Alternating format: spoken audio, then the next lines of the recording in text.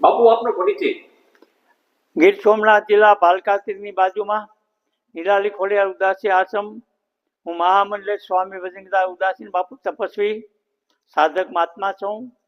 ઘણા વર્ષોથી તપસ્યા કરું. મારી ઉંમરે મોટી થઈ ગઈ છે કે જે જુનાગઢમાં તારીખ 15ના રોજ ભગવા અસ્ત્ર પહેરીને કીર્તિ પટેલ સાય સ્નાનમાં ઘૂસી ગઈ નાગા બાવાને વચ્ચે.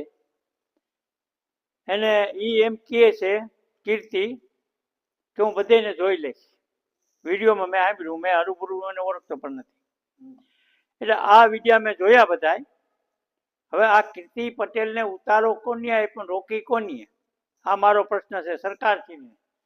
જુનાગઢ જિલ્લા કક્ષાની એસપીને મેં રજૂઆત કરેલી છે આ બાબતમાં કે હું ફરિયાદી બનું છું. જુનાગઢના સાધુ આગળ ન આવે કંઈ નહીં, ક્યાંય પણ ગુજરાત પણ હું આગળ આવીશ તો પછી મહાત્મા હું કીર્તિને છોડીશ નહીં. એટલે કીર્તિના નામનો મેં ગુનો લખાવ્યો છે. અને એ મારે એસપી આઈને કલેક્ટર આઈને બધે વાત થઈ ગઈ છે, એની તપાસ ચાલુ છે. હવે આજકાલ ગાડી પકડવા જાય જ્યાં અહીં છે ત્યાં. અત્યારે એ હજી ભવનાથમાં મળી નથી. હવે મારી પાસે એવા રિપોર્ટ છે, પણ કદાચ આને અમદાવાદ કે સુરત જાય, ત્યાંથી પકડી આવશે, એની રિમાન્ડની માંગણી થાય, એને મારકૂટ થાય.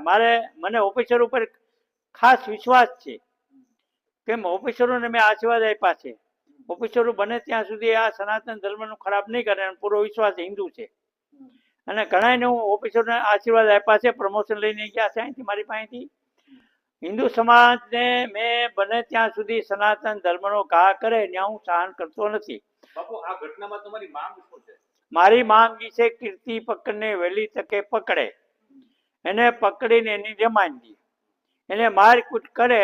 એટલે જેવું હોય છે એવું કીર્તિ પટેલ ઓળખી નાખીને માની જાય કે ક્યાં માતના મને ઉતારો આપ્યો હતો અને ક્યાં માતના મને ભગવા કપડાં પહેરાવ્યા હતા. ક્યાં માતના મને ભગવા કપડાં પહેરાવ્યા હતા. એટલે કીર્તિ પટેલ માની જાય, મારી ગેરંટી.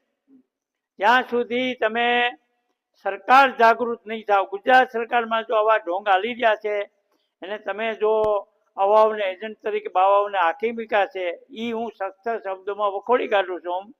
જે 2 નંબરના ધંધા હાલે છે, કોઈ છોકરીઓને મૂકતા નથી, બહારથી બોલાવે છે, વીઆઈપી ગાડીઓ જાય છે, હું ધંધા હાલે છે, ગરીબ સાધુ જાય તેનો ટુકડો નથી, 70 કરોડના બંગલા બનાવ્યા છે, હું હાલી રહ્યો. આ બધું મારી પાસે રિપોર્ટ ખિસ્સામાં છે. બાપુ શું માનો છો, કીર્તિ પટેલ કઈ રીતે પહોંચી શકી હોય? કીર્તિ પટેલનું મારું માનવું એ છે કે હરિહર ભારતીય આશ્રમ હરિહર